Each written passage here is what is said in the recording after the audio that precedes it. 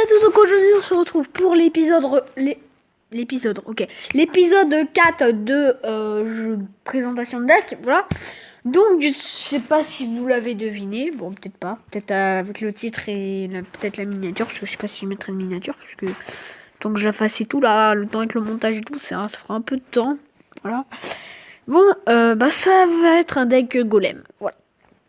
Donc c'est un deck golem très classique, mais quand je dis très classique, c'est classique de chez classique. Donc si vous n'avez pas cette magnifique carte qui est la Nightwish, vous pouvez mettre l'électro-sorcier. Si vous n'avez pas par contre l'électro-sorcier non plus, vous pouvez mettre la mousquetaire, voilà, que tout le monde a. Et si vous n'avez pas la bûche, vous pouvez mettre le zap pour avoir le même coup de deck, ou les flèches pour être beaucoup plus efficace, mais pour un des lecteurs de plus, genre que ça, voilà. Bon, c'est pas ouf, mais ça augmente de 4.4 au lieu de 4.3. J'ai le légendaire, je peux même pas la prendre. Hashtag triste. Hop là, on va en mettre ça. Voilà. Donc ce deck, vraiment, c'est un deck à 3 coucous. Vraiment, en fait, vous essayez. Vraiment, ça fait. Vous avez un golem 3, un bébé dragon 3. Ou en fait, vous devez des épiques 4. Et, non, des épiques 3, ça suffit. Voilà, des épiques 3. Golem 3, ça suffit amplement. Une mousquetaire, les rares de niveau 5 c'est bien, et les petits squelettes qui est la seule carte commune du deck, vous vous en foutez, puisque les petits squelettes ça sert juste de cycle ou de counter genre au prince, voilà. Ou voilà, pour arrêter un petit peu les trucs, mais on s'en fiche un peu. Donc vraiment, dès que vous avez posé un golem, vous attendez que la rival arrive, vous posez le bébé dragon, la Nightwish, ou voilà la carte que vous avez, et la méga gargouille, et après vous faites un carnage. En arène 7, ça détruit tout. Donc on va tester, je sais pas si on va tomber sur un gros counter, genre un PK ou une TDE. Si on tombe sur ça, on est mal. Si on tombe pas sur ça, on peut être bien. D'accord, donc golem versus golem, surtout du golem 3 versus du golem 3, en fait, faut... si vous vous mettez sur la défense, après c'est vous qui allez subir. Et si vous subissez, vous avez perdu la game. Le problème, c'est que je n'ai ni le bébé dragon ni la Nightwish, ils ont quand même les deux cartes, vraiment, le bébé dragon qui sert vraiment au dégâts de zone. Mais là, c'est un golem versus golem. Il met un prince, je mets une méga plus des petits squelettes. Je rajoute un baby dragon. Là, ça joue le mec qui joue le mieux, quoi. Hein. Là, ça joue à celui qui spam le plus. Mais là, normalement, il est 100 fois mieux que moi en élixir. Sauf que moi, là, je vais jouer... Je sais pas si je la joue off. Ouais. Là, la bûche n'est pas nécessaire parce qu'il est pop. Et là, faut mettre une Nightwish. Et là, lui, il a bien gratté. Mais nous, là, on a une Nightwish qui arrive dessus. Là, on va pouvoir mettre une jolie bûche qui fait le taf. Et là-bas, on vient de reprendre l'avantage et on prend carrément la tour. Parce que la Nightwish, ça tape à 300 niveau 1. Plus les chauves-souris et tout. Quand c'est bien tanké, vous avez gagné la partie grâce à ça. Bon, méga, la horde qui est de niveau 10, ça fait mal, on est d'accord. Mais voilà. Là, faut vraiment directement reposer un golem. Pour qu'il ait pas le temps de se remettre. Si vous remettez un élixir, pendant qu'il se remet en élixir, il va prendre vite fait l'avantage sur vous. Donc vous voyez, là, il met un prince. Vous le faites tourner au petit squelette et vous mettez une méga. C'est un minimum de défense, pas mal. Surtout que le prince est quand même de niveau tournoi, donc niveau 4. Et que ça fait quand même assez mal au cul. Voilà. On va pas se mentir.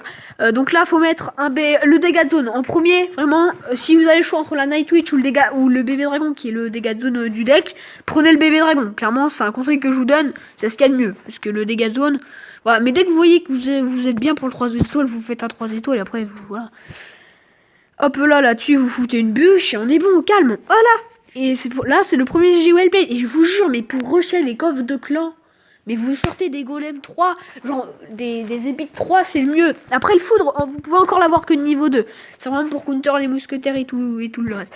En plus, là, mon petit frère en plus qui est en train de jouer en ce moment, qui demande des barbares. Et en plus, on chope le petit coffre à couronne. Donc, si on a une légendaire, c'est un truc de dingue. Et non, même pas une épique, ok. Voilà. Là, ça me donne soif de parler autant comme ça, moi. Faut que je ferme un peu ma gueule. Bon, on va se refaire une autre petite game, voilà. Donc vraiment, si vous voulez rusher les coffres de clan, c'est la base, quoi. Vraiment, c'est vraiment ce que je vous conseille. Là, quand vous n'avez pas le golem, en fait, dès que vous avez le golem, vous devez le poser fond de main, vous attendez d'être bien. Mais quand vous n'avez pas le golem, vous avez quasiment tout le temps l'extract si vous ne l'avez pas au cycle au petit squelette. Et normalement, vous êtes dans le cycle. Donc vous voyez, une moumou, j'ai le foudre. Je pose le foudre. Voilà, au calme. Bam, sinon ça va nous casser les couilles longtemps, surtout qu'elle est niveau 6. Voilà. En plus, vous prenez la tour. Bon, la rentabilité, elle est pas trop ouf, puisque c'est une moumou qui coûte 4. Ok. Ouais. Par contre, pour vous dire quand même que la pierre tombale contre le golem, ça fait très mal. Donc on va laisser mourir, voilà, et mettre le golem bien dans le coin. Au moins la pierre tombale va crever, que je pourrais la bûcher. Ok, là on n'a pas de chance, on tombe sur un cochon. Alors quand vous tombez sur du cochon, c'est un petit peu con. Et surtout s'il y a un mini PK en plus, ça fait très mal. Là, normalement la tour elle prend cher. Elle prend très très cher. Là, faut juste là mettre les troupes derrière, genre le dégât de zone, le bébé dragon. Là-bas, il faut remettre un foot, sinon on va se faire vite fait enculer. On va plutôt mettre une Night Witch, je pense. Aïe, à la boule d'œuf. À la boule d'œuf, elle m'a tué. Ouais, mais non. Voilà, vous voyez là, comme ça, et là, bah là on a une Night Witch tranquille qui tape et qui défonce la tour. Voilà. Quand même, la Night Witch, je veux pas dire, mais quand même, si vous pouvez mettre la Night Witch, mais mettez la Night Witch, putain. C'est tellement puissant, rien qu'en faisant, à part la horde de gargouilles, mais voilà, mais la Night Witch, putain, ça tape à 300 les chauves-souris, ça tape comme les petits squelettes, en fait. Sauf que vraiment la Night Witch en fait elle tape pas 300 qu'une sorcière sur un coup et t'as pas je sais pas 40 40 de niveau 4 je crois, je sais pas, un truc du genre. C'est de la merde quoi. Vraiment la Witch normale, clairement elles ont beau l'augmenter, ils l'augmentent jamais assez. Regardez là le foudre. Là il est chaud mais il passe. Le food là il est dur à poser mais il passe quand même. Et en plus vous prenez la pierre tombale, j'ai pas envie de vous dire, mais là c'est beau quand même. Là voilà, vous mettez le dégât de zone qui est le plus important et la Night Witch en dernier qui se fait tanker par le dégât de zone qui est le bébé dragon, parce que le bébé dragon ça a quand même beaucoup de points de vie. Et voilà, bon là clairement sa pierre tombale, hop, un coup de Night Witch, on a plus les petites chauves-souris pour aider. Le mini PK, bon je sais pas s'il va faire grand chose mais non, voilà, hop, tais-toi. Et la Night Witch, bah ouais, bah sous une boule de feu si elle prend assez cher. Ok, pas de coup, mais voilà, vous reposez directement un golem, le mec il sait pas quoi faire.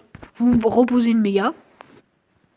Vous posez les petits squelettes juste pour faire un petit peu d'accompagnement et pour cycler votre dégâts de zone et le mec il est mort. Vous mettez une petite bûche pour finir proprement la tour et c'est fini. Mais vraiment ce deck, je veux pas dire pour moi c'est le meilleur deck golem. Clairement c'est dur, à part le golem triple mousquetaire qui quand même fait très très mal quand vous avez pas de foudre. Mais vraiment, ce deck, si vous voulez un deck pour faire du 3 couronnes, pour rusher les coffres de clan, votre coffre de clan, il est... Oh, en plus, j'ai la demande de carte. Elle est en PLS, votre coffre de clan, il est en PLS, vous avez vraiment besoin de donner... Mais qu'est-ce que je dis de rusher. Bah vraiment, avec ce deck, hop là, coffre, voilà. C'est ça que ça donne. J'ai fait 266 et je fais environ 250 par contre. Vous voyez la victoire, bon ça c'est les deux. Là j'avais j'avais pris un petit deck triple mousquetaire et là, regardez, bon là c'est une défaite puisque j'ai été tombé sur un des counters. Oh non, j'ai perdu en mort subite je crois. Voilà, et là, regardez le deck. Victoire. Une défaite. Victoire. Et j'ai compté sur 19. Moi aussi, j'ai essayé un peu de descendre pour rusher un petit peu mieux. Sur 19 défaites, j'avais fait 19 victoires. J'ai fait 17 3 couronnes, 1 2 couronnes et 1 1 couronne. Donc clairement, ce deck, c'est un truc de dingue. Donc je vous le conseille. Si vous avez une Night Witch, c'est mieux. Voilà, c'est le mieux. J'ai un petit truc. Bon, j'espère que ça vous a plu et je vous dis bye.